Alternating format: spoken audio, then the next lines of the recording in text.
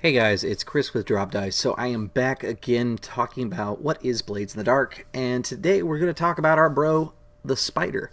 So today's episode is called Spiderbro. We're going to build a spider, talk about how a spider plays the game, what makes it a little bit different of a social character than the Slide, and what makes it, honestly, probably one of my favorite classes. Now, if you have been around the channel for a long time, you know that in a longer campaign, one of my favorite things to do is to play a devious mastermind type character.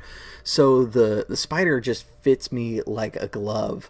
And I love the tagline. It's a subtle manipulator. And that's the kind of thing that I really like to do, especially in games like Legend of the Five Rings or Blades in the Dark, where there's a lot of factions and things like that that I can manipulate things and actually play a little bit towards some of my personal strengths, thinking about strategy and how to work a situation. So I really like playing it. In some games like Dungeons & Dragons, for example, there's not really a good analogous to this other than maybe a controlling caster to manipulate the battlefield. You really need a GM who's going to let you RP this kind of style, so it's nice to see mechanics that support it. So that kind of addresses the why the spider is one of my favorites. Now, let me move the spider sheet over a little bit, just because of my overlay. Let's talk about who we have here. I've named him Noggs. His alias is also Noggs, and he is a man brooding and chiseled, wearing a hood and veil. Just because I thought that made my spider feel more edge master, if you will. So I thought that really worked out well. He is from Akaros, and he's an Imperial City social exile, meaning that he is not actually exiled from the Imperial City, but if he was to go back, he's been embarrassed. He doesn't have the same social standing that he once had. My idea is that perhaps maybe Noggs is his cover name, or he probably has something like a little bit more elaborate to delineate who his lineage is. And what I'd probably do as the player of Noggs is talk to the GM, give him my real name, and let that come out in the story, just because I think it's fun to have that reveal that Noggs, your spider who you've known has been a little weird to begin with, suddenly is a noble, and you guys didn't really know that. I think that would be kind of a cool reveal. His background is going to be law. He is a former spirit warden, and that has implications probably as to why he is a social exile in the Imperial City. Perhaps maybe some of his warden duties came out as possibly personal interests, and he was socially exiled for his personal interest in ghosts or something like that. I haven't really decided. I would talk to my GM and let him or her guide me towards a better solution, essentially, using kind of the seeds that are set forth here. One of the things I really like about Blades of the Dark is it is a play to discover kind of game, but the cool thing is it's not just play to discover, it's play to discover the consequences and discover those, and then it just goes cyclical from there. So we may discover that my character is an Imperial City social exile, and because of his interest in like occult objects and things like that, and then the consequence is the spirit wardens of this area are already aware of what my gang is doing, and then we go and we do something about that, and then the consequences of that are X, and then it just keeps going. That's one of my favorite things about how games Blades of the Dark are done. It's a very consequence focused game. Alright, so my vice is going to be stupor. I went kind of classic with the spider being a mastermind. I really like the idea of characters like the main guy from Leverage. So I kind of went with the same thing, but instead of drinking, he is a fine cigar connoisseur or tobacco connoisseur. So he goes to the Tavern's Smoke Shop in Coleridge and purchases his tobacco there. So jumping right into the sheet here, we're going to do a breakdown of the class like we've done in the past. The first things that you get are the actions of study and consort with 2 dots. You can see them right here. Now the starting builds, I haven't built a whole lot of arcane type people.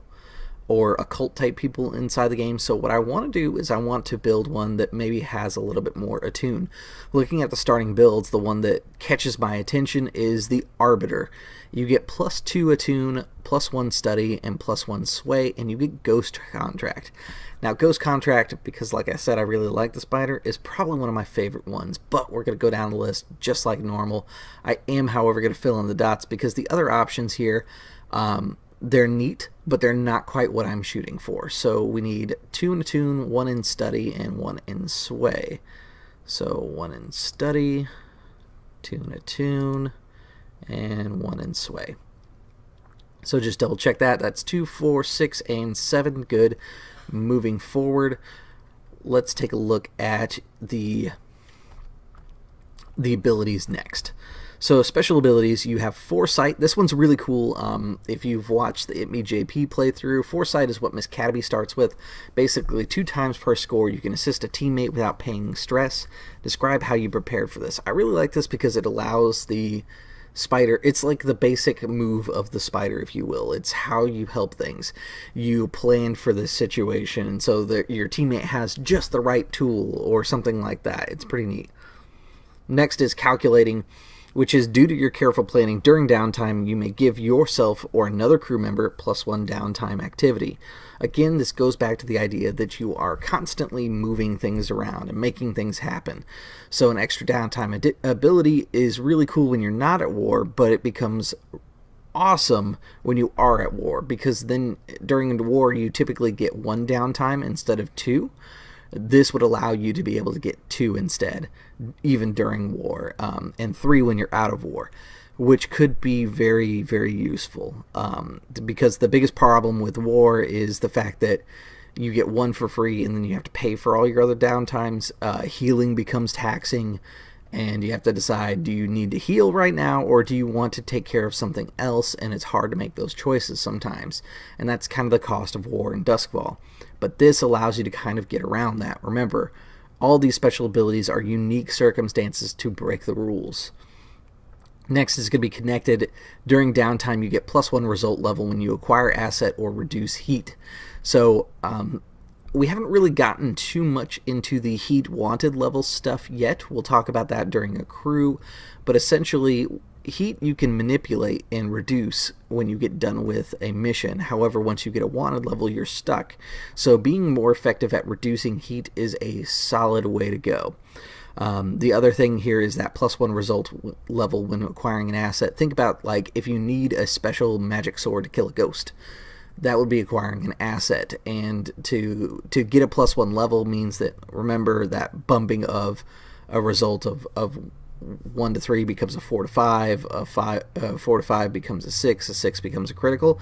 Same basic idea, but going down the result side of things. Instead of looking at the number, your effect becomes a great, so you are able to get a much better item than you would with your good roll, essentially. The next one I really like because, going back to that leverage reference, it's Functioning Vice. When you indulge your vice, you may adjust the die outcome by 1 or 2, up or down, and any ally who joins you may do the same. So the example they give inside here to kind of further explain is, if you indulge your vice and rolled a 4, you could increase the result to 5 or 6, or you could reduce it down to 3 or 2, perhaps to avoid overindulgence. Allies that join you do not have the same vice as you, allies that join you that don't need to have the same vice as you, just one that could be indulged along yours somehow. So, to give an example, my character who loves to go and smoke, perhaps maybe I go with a character who really likes to go down to the fighting pits. And one of the things that we do to indulge ourselves is I take a box of cigars that we stole off of a hive ship, and we go down to the smoke pits. He fights, and I celebrate, pass out cigars, and I act as his hype man. That function, that's pulling my vice and his vice in the same situation, and getting you a chance to play a hype man in a pseudo ghost punk type setting, similar to London. Really cool way to do that. This is the one that they suggest inside the build that we go with. which is ghost contract. When you shake on a deal or draft one in writing, you and your partner, a human or otherwise, bear a mark of your oath. If either breaks the contract, they take level 3 harm cursed. This one is really cool. I like it because the mark of the oath is obvious to anyone who sees it, like a magical rune on the skin. And the cursed harm is you're incapacitated by withering, enfeebling muscles, hair falling out, bleeding from the eyes, etc. So it allows a lot of narrative kind of description of what this curse looks like. And you are under the effects of, or it says here, until either you fulfill the deal or discover a way to heal the curse. And keep in mind, if it's a harm 3, that means you got to reduce it to harm 2, and then harm 1 after that. So it is quite taxing to move it down the track. And in a lot of cases, if you were to sign a ghost contract, it'd almost be better if you were to just do it. And I think that most of the time you'd want to use this ability, ghost contract, on someone you think is going to break their promise, or at least to ensure that they keep their promise. But keep in mind, if you fail the promise yourself on your end, you will suffer the effects of that. So it is a double-edged sword, just as a fair warning on that. The next one is called Jailbird. When you're incarcerated, your wanted level counts as 1 less, your tier counts as 1 more. You gain +1 faction status with a faction that you help while you're on the inside, in addition to whatever you get from the incarceration roll. So basically, when you go to prison, it's not the end of your character. There's a chance for you to gain a lot more out of your time in prison. You can come back with added benefits, or possibly come back worse than you started. We'll talk about incarceration rolls after we talk about gangs, because a lot of the stuff that we learn in gangs and crew stuff will make more sense with the prison side of things. Next up is called Mastermind, which is the special armor ability, which allows you to protect a teammate or push yourself to gather information or work on a long-term project. Same basic rules that apply whenever you push. You get the push ability and what is featured there. Next is Weaving the Web. You get +1 die to consort when you gather information on a target for a score. You get +1 die on the engagement roll for that operation. That one is pretty cool because the better your engagement roll goes, usually the better setup going into the mission you have. So it's definitely nice to be able to have that, to be able to get yourself going into a situation being more in control. And that really fits the type of spider type things that we talked about. So some of the special spider items are a fine cover identity, which is paperwork, stories that basically make that identity feel like a person. A fine bottle of whiskey, which is pretty neat. I like it because it's basically an item that you can use to grease the wheel sometimes. There's blueprints, which makes a lot of sense. You can specify which plans you're carrying when you choose this item. You can have a vial of slumber essence, which allows you to put someone to sleep, and a concealed palm pistol, which is a special thing that the spider gets, whereas I don't think any other book has a palm pistol as an option. It's a small firearm with a weak charge, easily concealed in a sleeve or waistcoat. Pistol has extremely limited range, only a few feet. It's very difficult to detect on your person, even if you're searched. So the cool thing about that is you could probably go in loaded when you go to talk to somebody, which is always useful. So what we're going to do is, again, just kind of copy and paste out of the spider real quick here, the ghost contract, because that's what we're going to start with by our basic build. And then we'll jump right back into the special friends section. Alright, so copy that over.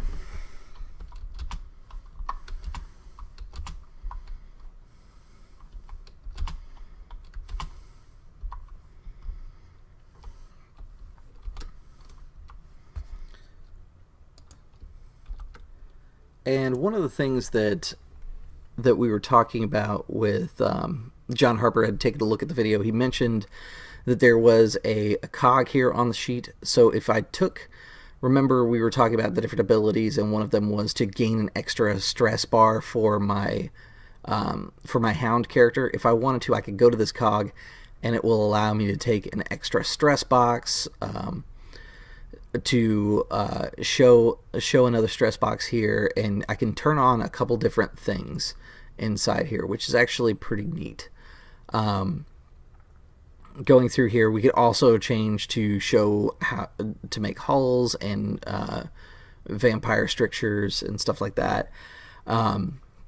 This basically allows you to make a lot of changes to the game that make a lot of sense. So, like, if you happen to have the special ability where you have the cutter that all of your load goes up by 3, you could do it inside here, and now whenever you pull up the cutter sheet, it will show that adjusted amount.